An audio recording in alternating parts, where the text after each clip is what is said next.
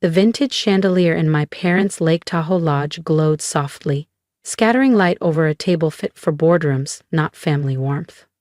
I settled into my usual seat, as far as possible from my father's commanding spot at the head.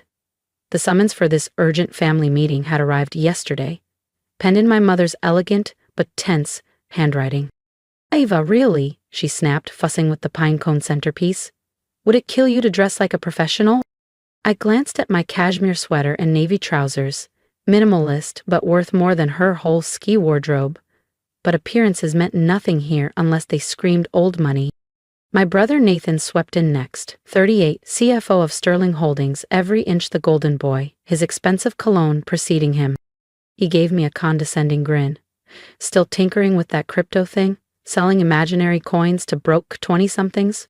I only smiled, let him talk. He didn't know I'd just finished a video interview with Forbes for their Women to Watch feature, with a photo shoot at dawn. "Let's begin," my father said, his voice sharp with decades of corporate command. "We're here because Ava's situation has become problematic." My situation. That's what they called building a blockchain platform from scratch, rejecting nepotism, and scaling to a Series C round backed by global VCs. "It's hurting the family's image," my mother added, pearls clinking. "You've had your little experiment, darling." My top-floor office in the Transamerica Pyramid begged to differ. So did the acquisition contract in my bag. In less than 2 hours, Sterling Holdings' biggest competitor would be mine. "We've been patient," Nathan said, checking his watch. "It's time to come home." My phone buzzed. Lila, my COO. "Press release ready. Goes live at 7 p.m. I glanced at my watch. 1 hour, 53 minutes. Then everything would change. "We found you something," Dad declared. "Junior strategist at Sterling Holdings. You can start Monday." I searched his face for recognition. Did he realize the woman across the table was about to be profiled in the Wall Street Journal as a fintech visionary? That Forbes just named me the future of decentralized finance? "Did you know," I said lightly, "Forbes drops their most powerful women in tech list today?" Nathan waved a hand. "Yeah, I've been shortlisted for years."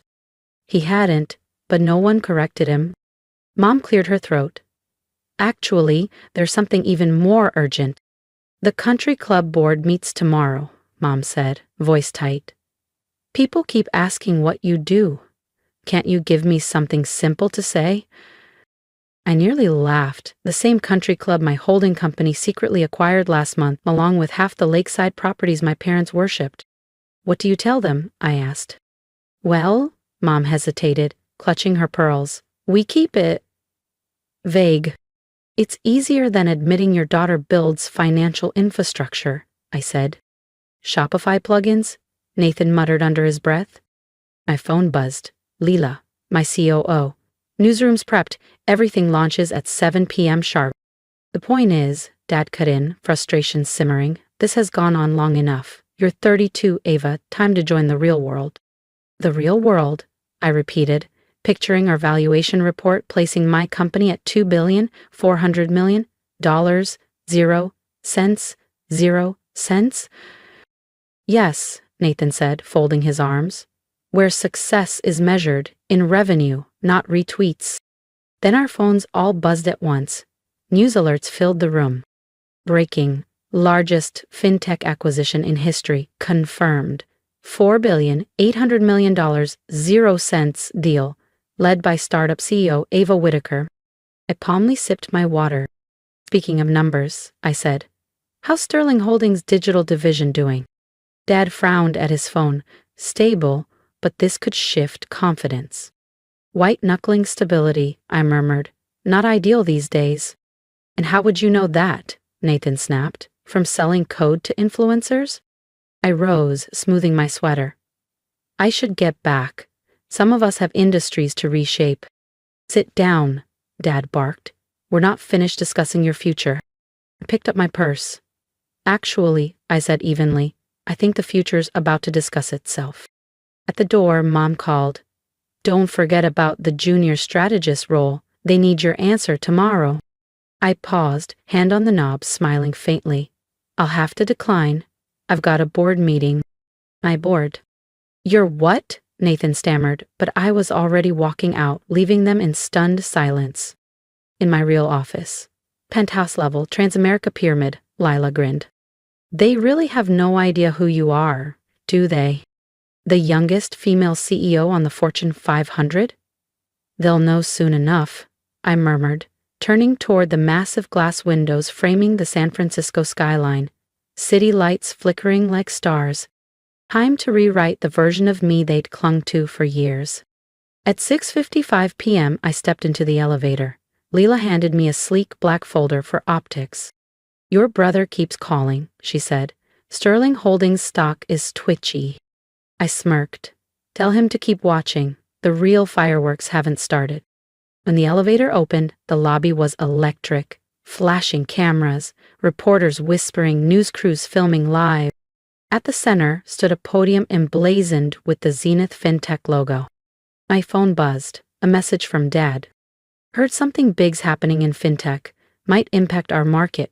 Let's talk about that strategist job. I slid the phone into my pocket without replying. He'd find out soon enough. I stepped to the podium, lights blazing, cameras clicking. Good evening, I began, my voice steady. I'm Ava Whitaker, CEO of Zenith Financial Technologies. A visible ripple swept through the crowd. As I announced our $8,200,000,000 0 cents acquisition of Dominion Bank's digital division and unveiled our AI-driven banking platform, I knew this was the moment that would redefine everything. If you've ever been underestimated, dismissed, or told to play small, stick around, I said, meeting the cameras head-on, because the next chapter of this story proves how powerful quiet ambition can be. My phone buzzed wildly. 52 missed calls from Dad, 39 from Mom, 67 from Nathan, over 200 texts and counting. I leaned back in my chair, the city glittering below the penthouse windows. Lila entered, setting a fresh espresso beside me. Coverage is everywhere. Tech prodigy Ava Whitaker emerges as FinTech's quiet powerhouse. Zenith AI reshapes the banking landscape. Sterling Holdings left reeling as daughter claims the crown. She lowered her voice. Your dad's tried getting past security 3 times. Nathan's threatening to call the police if we don't let him in. I scrolled through messages. From Dad, what have you done? Call me. From Mom, darling, we're so proud. The country club will be thrilled. From Nathan, you manipulative little, how long were you planning this? The intercom buzzed. If you've ever dreamed of proving the world wrong, hit subscribe and join me for the next chapter, because this story is only getting started. Miss Whitaker, my assistant said, poking her head in, the Forbes photographer is here for your cover shoot. I turned to the window, the San Francisco skyline sparkling beneath me. From here, I could see Sterling Holdings Tower, the same place they'd once offered me a junior analyst job, where Nathan still believed he ruled the world. Send them up, I said, and Leela, bring me today's trading reports. Zenith up 40%? Sterling's at 25%, she confirmed. The market had spoken. Then my private line rang. Only 5 people had that number. Elizabeth Chen, Forbes' editor-in-chief. Ava, she said warmly, we're finalizing the headline, The Silent Revolution, How Ava Whitaker Rewrote Modern Finance. Any last quote? I thought of family dinners, lectures, and endless dismissals. Just one, I said. Success doesn't need permission, only patience. After the shoot, Lila returned with updates. 3 major banks want integration talks. 6 others want licensing deals. She paused. Also, your brother's giving interviews. I glanced at the screen. Nathan stood outside Sterling Holdings, his smile forced. Of course, we supported Ava's venture, he said on camera. The Whitaker family has always encouraged innovation. I muted the feed, sent him a cease and desist, I told Lila. No unauthorized statements about Zenith or me. Already filed, she said. Also, your mom's posted 7 times this hour about her brilliant daughter who takes after me. I let out a soft laugh. Amazing how fast a risky hobby becomes a visionary empire when it's followed by 9 zeros. A knock interrupted us. Miss Whitaker, my assistant said. Your father's here. And he brought your grandfather. I froze for a moment. Alexander Whitaker, Sr., the man who built Sterling Holdings from a single office and a rotary phone, who'd taught me compound interest before I could reach his ledgers, long before my father and brother dismissed me from the business world. Send them up, I said, and Leela pulled the acquisition proposal for Sterling Holdings. I glanced at my reflection in the window. The same minimalist white blouse my mother criticized earlier. Funny how different it looked when it belonged to an empire. The door opened. Dad entered first, tense. Grandpa followed, calm and steady. Quiet one, he murmured, surveying my office. Always watching, always learning. I wondered when you'd finally show them, Grandpa said quietly. Dad's head snapped up. You knew? Since she was 12, Grandpa replied, settling into the chair across from my desk. She corrected my forecasts over breakfast, while you were too busy bragging about Nathan's investment portfolio. I stayed silent, watching my father's pride fracture under the weight of truth. Why? Dad finally asked. Why keep all this from us? Keep what? I said. Zenith was built legally and transparently. I even used our family name. You just never saw past your assumptions. But your tech business was one shell company, I said, a tiny part of what I was really building. Grandpa chuckled. And now she owns the country club that wouldn't even give her full membership. Dad flinched. What? I smiled faintly. Zenith bought it last month. I did, I confirmed, folding my hands. Along with most of the properties in that gated community you and Mom love to brag about. Amazing what you can buy when people don't take you seriously enough to check the paperwork. Dad's face fell. This could destroy Sterling Holdings, he said. No, I replied, sliding a leather folder across the desk. This could save it, if you're willing to take the offer. His fingers shook slightly as he opened it.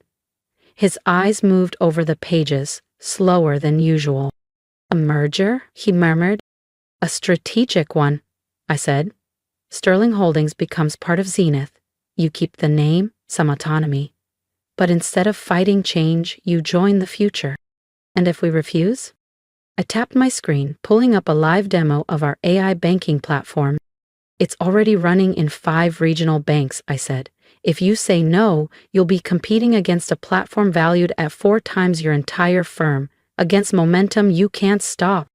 Your brother will never agree, Dad muttered, though his voice wavered. Nathan already lost your 3 biggest clients this afternoon, I said calmly. They signed transition contracts after my press conference. He won't decide. The board will. Grandpa leaned forward, eyes bright. You've played this beautifully. A clean checkmate. I learned from you, I said.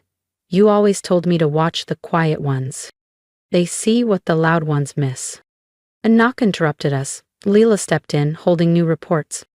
Zenith's up another 15% after hours, she said. Sterling's just been downgraded. Dad rose slowly, realization dawning in his eyes. That junior analyst offer was beneath me then, I said evenly, just like it is now. The difference? Now you finally know why. Dad nodded once, silent, then turned and left. I faced the skyline again. The Bay Bridge glowed against the night. Tomorrow would bring more headlines and questions. But tonight, in my simple white blouse, I sat at the center of everything I'd built. Not for revenge, but for truth. Because sometimes the real victory is when they realize they never truly knew you. The Forbes cover dropped at midnight. My face stared back beneath the headline, The Silent Revolution, How a Daughter Built an Empire While Her Family Built Excuses. By 6:30 a.m. I was walking into Zenith Tower, slipping past reporters gathered outside. In my office, Lila waited with coffee. Nathan's on CNBC, she said, handing me the mug, claiming he's been your secret mentor all along. She turned on the muted live feed. Nathan looked polished, but the panic behind his eyes was obvious. The numbers? I asked. Zenith opened up 30%, Sterling Holdings down 45%. Their board meets in an hour to discuss our offer. My phone buzzed. A text from Mom. Darling, the country club is a buzz. I've been invited to join 3 charity boards. When can we schedule a family portrait for the society pages? I deleted it without replying. Your grandfather's here, my assistant said over the intercom. He brought documents. Grandpa entered, carrying an old leather briefcase, the same one he'd used to teach me market cycles as a kid. Thought you'd want these, he said, placing faded papers on my desk. Your first predictive model, age 12, the one that forecasted the 2008 crash, in crayon. You kept these? I asked softly. Every idea, every paper, even your undergrad thesis on algorithmic lending. You always saw the future. Grandpa sighed. Your dad never asked. Too busy molding Nathan into his double. He checked his watch. They're voting now. I opened a live feed from Sterling Holdings' boardroom. Nathan stood at the head, gesturing wildly. Even without sound, his meaning was clear. This is a hostile takeover. We can't let her win. Grandpa chuckled. Speaking of winning, your mom just changed her Facebook banner to your Forbes cover. I smiled. Quiet victories echo the loudest when no one sees them coming. She conveniently cropped out the part where you called them out for never supporting you, Grandpa said, glancing at my mother's social media posts. Some things never change, I murmured, just as the intercom buzzed. Oops. Ms. Whitaker. My assistant's voice came through, calm but tinged with anticipation. The Sterling Holdings board vote is in. I sat up straighter, eyes fixed on the live feed. The chairman rose, clearing his throat. Nathan sat frozen, shoulders slumped. My father stared ahead, his expression hollow. They've accepted, my assistant confirmed. Full merger, your terms. They want to announce immediately to stop the stock's free fall. Grandpa gave a soft laugh beside me. Well played. So, now what? Now, I said, pressing the intercom. Send in the transition team. And Lila? Initiate integration protocol. Within hours, Zenith teams were moving through Sterling Holdings' glass-walled offices. Nathan was escorted out, his protests echoing down the hall. He'd be offered a role eventually, but only after he learned humility. Dad was granted the title of Chairman Emeritus. Decorative, powerless. As for me, I had a multi-billion-dollar empire to run. Over the next few weeks, Zenith transformed Sterling Holdings from the inside out. Our AI platform replaced outdated systems. The merged stock soared, and my family adapted slowly. Mom stopped hinting at introductions to eligible men and started pitching venture ideas. Nathan, stripped of his title, took an entry-level role in our analytics division. For the first time, he was actually learning. A month after the merger, my assistant came in again. Your brother's here, says it's important. Nathan stepped inside. No designer suit, no smug grin. I've been reviewing the AI platform, he said quietly. It's brilliant. I didn't understand what you were building. You never tried, I said, my voice gentle. He nodded. I know, and I'm sorry. Not because you won, but because I wasted so long trying to be Dad's replica. I studied him. Well, the real junior analyst position is open. Want it? You'd trust me? Trust is earned, I said. Like success. Ready to earn both? Yes, he said. For the first time, he meant it. Welcome to Zenith, I said, extending my hand. Leave your assumptions at the door. That night, I framed my Forbes cover beside my childhood prediction models. Beneath them, I hung that simple white blouse, not for nostalgia, but to remember what quiet power looks like. Because while they were doubting me, I was building. And I was just getting started. If my story resonated with you, leave me a comment below. I'd love to hear your thoughts or your own moments of quiet triumph. Support me on this journey by subscribing and joining a community that believes in building silently and striking boldly. My advice? Never wait for permission to chase your vision. People will underestimate you, doubt you, or try to mold you into their image. Let them, and then surprise them. Build your empire brick by brick, even when no one's watching. Because the loudest victories come from those who dared to believe in themselves when no one else did.